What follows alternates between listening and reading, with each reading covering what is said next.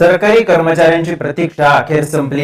ही बातमी मंगळवारी 28 ऑक्टोबरला सगळीकडे दिसायला लागली, कारण केंद्र सरकारने घेतलेला एक मोठा निर्णय। सरकारने 8व्या वेतन आयोगाच्या अंमलबजावणीला अधिकृत मंजुरी दिली आहे। मंगळवारी पंतप्रधान नरेंद्र मोदी यांच्या अध्यक्षतेखाली केंद्रीय मंत्रिमंडळाची बैठक झाली। या बैठकीत 8व्या वेतन आयोगाच्या टर्म्स ऑफ रेफरन्सला मान्यता देण्यात आली। केंद्रीय मंत्री अश्विनी वैष्णव यांनी याबाबतची माहिती दिली आहे।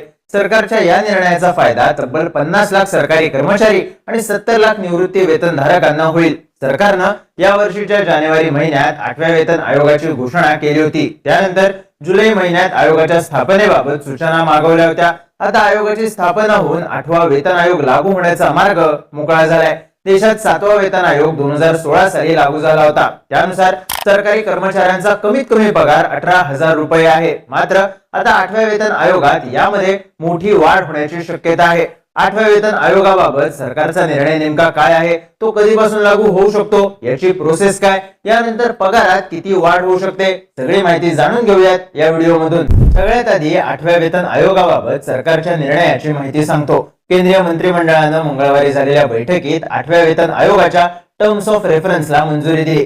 टर्म्स ऑफ रेफरन्स किंवा TOR म्हणजे काय, तर सध्याच्या परिस्थितीत सरकारी कर्मचारी आणि निवृत्ती वेतनधारकांना दिले जाणारे वेतन, भत्ते आणि इतर फायदे योग्य आहेत का याचं मूल्यांकन वेतन आयोग करेल। देशाची आर्थिक परिस्थिती आणि राज्य सरकारांवर होणारा परिणाम याचाही विचार आयोग करेल। सोबतच खासगी आणि सरकारी कर्मचाऱ्यांना मिळणाऱ्या फायद्यांचं मूल्यांकनही केलं जाईल। कोणत्याही आयोगाचं काम टर्म्स ऑफ रेफरन्स शिवाय सुरू होऊ शकत नाही। त्यामुळे त्याला मंजुरी दिल्यानंतर आता सरकारकडून 8व्या वेतन आयोगाला अधिकृत मान्यता मिळाली आहे। 8वा वेतन आयोग ही एक तात्पुरती संस्था असेल, ज्यामध्ये एकूण 3 सदस्य असतील। यामध्ये एक अध्यक्ष, एक अर्धवेळ सदस्य आणि एक सदस्य सचिव असतील। नव्या वेतन आयोगाच्या अध्यक्षपदी माजी न्यायमूर्ती रंजना प्रकाश देसाई यांची नियुक्ती करण्यात आली आहे। तर सदस्य म्हणून IIM बँगलोरचे प्राध्यापक पुलक घोष आणि पेट्रोलियम व नैसर्गिक वायू मंत्रालयाचे सचिव पंकज जैन यांची नियुक्ती करण्यात आली आहे। मंत्रालय, राज्य आणि कर्मचारी प्रतिनिधींशी चर्चा करून या आयोगाची स्थापना करण्यात आली आहे। आयोगाला 18 महिन्यांच्या आत आपल्या शिफारसी सादर कराव्या लागतील। आवश्यकता पडल्यास अंतरिम अहवाल सुद्धा सादर केला जाऊ शकतो। या अहवालात 8व्या वेतन आयोगामुळे देशाच्या अर्थव्यवस्थेवर दबाव वाढणार नाही आणि सरकारी खर्च संतुलित राहील याची खात्री केली जाईल। आता 8वा वेतन आयोग कधीपासून लागू होऊ शकतो, तर केंद्र सरकारकडून दर 10 वर्षांनी वेतन आयोगाची स्थापना केली जाते। यामध्ये सरकारी कर्मचाऱ्यांचं वेतन, निवृत्ती वेतन आणि इतर सेवा अटींचा पुनर्विचार केला जातो। या आधीचा म्हणजे 7वा वेतन आयोग 1 जानेवारी 2016 पासून लागू झाला होता, तर 6वा वेतन आयोग 1 जानेवारी 2006 पासून लागू झाला होता। त्यामुळे साहजिकच 8वा वेतन आयोग 1 जानेवारी 2026 पासून लागू होण्याची शक्यता आहे। पण सरकारने वेतन आयोगाला शिफारशींसाठी 18 महिन्यांचा वेळ दिला आहे। त्यामुळे आयोगाकडून शिफारशी येऊन त्या आधारे वेतन आणि निवृत्ती वेतनात वाढ व्हायला 2027 साल उजाडण्याची शक्यता आहे। पण 8वा वेतन आयोग 2027 साली जरी लागू झाला तरी तो 1 जानेवारी 2026 पासूनच प्रभावी मानला जाईल। याचा अर्थ कर्मचाऱ्यांना दरम्यानच्या काळाचं एरियर म्हणजे थकबाकी वेतन मिळेल। आता सगळ्यात महत्त्वाचा मुद्दा तो म्हणजे 8व्या वेतन आयोगानुसार सरकारी कर्मचाऱ्यांच्या पगारामध्ये किती वाढ होईल, तर ही रक्कम 2 गोष्टींवर अवलंबून असते। पहिली म्हणजे फिटमेंट फॅक्टर आणि दुसरी म्हणजे DA मर्जर। 7व्या वेतन आयोगात फिटमेंट फॅक्टर 2.57 होता, 8व्या वेतन आयोगात तो 2.46 असू शकतो। तर प्रत्येक वेतन आयोगात DA म्हणजे महागाई भत्ता 0 पासून सुरू होतो। बेसिक पगार हा 10 वर्षात झालेली महागाई वाढ लक्षात घेऊन आधीच वाढवला जातो, त्यानंतर महागाई भत्ता हळूहळू वाढतो।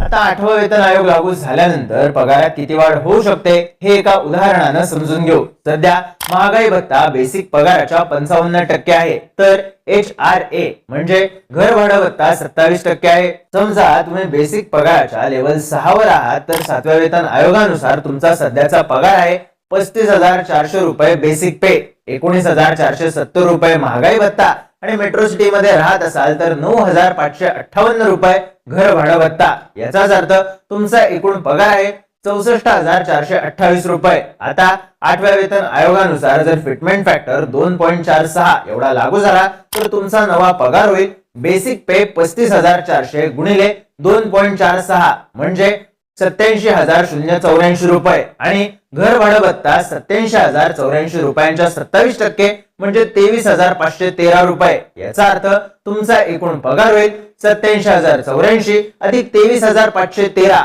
म्हणजे 1,10,597 रुपये. यात कालांतरानं महागाई भत्ताही ऍड केला जाईल. 7व्या वेतन आयोगात लेवल 1 ची मिनिमम बेसिक सॅलरी 18,000 रुपये आहे. जर 8व्या वेतन आयोगात 2.46 हा फिटमेंट फॅक्टर लागू झाला तर ही सॅलरी 44,280 रुपये एवढी होईल. अशा प्रकारे लेवल 2 ची बेसिक सॅलरी 19,900 रुपयांवरून 48,974 रुपये आणि लेवल 3 ची बेसिक सॅलरी 21,700 रुपयांवरून 53,466 रुपये होईल. तर सगळ्यात महत्त्वाचा मुद्दा फिटमेंट फॅक्टरचा आहे.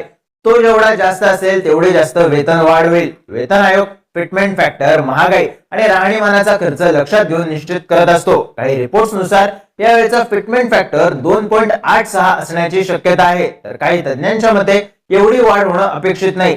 माजी अर्थ सचिव सुभाषचंद्र गर्ग यांच्या म्हणण्यानुसार नवा फिटमेंट फॅक्टर 1.92 च्या आसपास असू शकतो. याचाच अर्थ पगारात 92% वाढ होईल. एकूणच काय तर 8वा वेतन आयोग लागू झाल्यानंतर सरकारी कर्मचाऱ्यांच्या पगारांमध्ये भरघोस वाढ होण्याची चिन्ह आहेत. आता याची मागणी अनेक महिन्यांपासून केली जात होती, पण ऑक्टोबर अखेर याला सरकारकडून अधिकृत मान्यता मिळाली आहे. आता 8वा वेतन आयोग कधीपर्यंत लागू होतो, यानंतर पगारात नेमकी किती वाढ होते हे पाहणं महत्त्वाचं असेल. सरकारच्या या निर्णयाबद्दलची तुमची मतं आणि प्रतिक्रिया कमेंट करून नक्की सांगा.